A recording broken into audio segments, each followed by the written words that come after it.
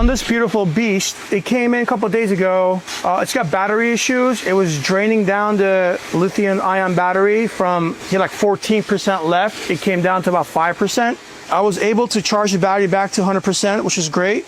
But once we checked after it's charged, the alternator is not charging the car.